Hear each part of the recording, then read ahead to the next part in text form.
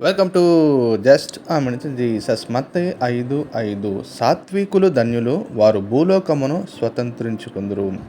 భూలోకాన్ని స్వతంత్రించుకోవాలంటే అధికారం చేత, అధికమైన సంపద చేత, అందము చేత, ఇహలోక సంబంధమైన వాటి చేత భూమిని స్వతంత్రించుకునే వాటి కంటే కూడా యేసుక్రీస్తు ప్రభులు వారు ఆధ్యాత్మికమైన రహస్యాన్ని, గొప్ప జీవిత సత్యాన్ని తెలియజేశారు. అదేంటంటే సాత్వికం ద్వారా భూమిని స్వతంత్రించుకోవాలి.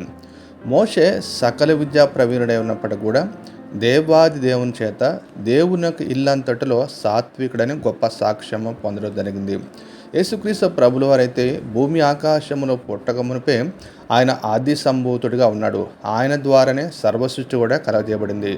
ఆయనే ఈ లోకానికి గొప్ప అధికారాన్ని, గొప్పగా ఏలువాడిగా ఉన్నప్పటికీ కూడా ఈ భూమి మీదకి వచ్చి గొప్ప సాత్వికాన్ని ప్రదర్శించడం జరిగింది.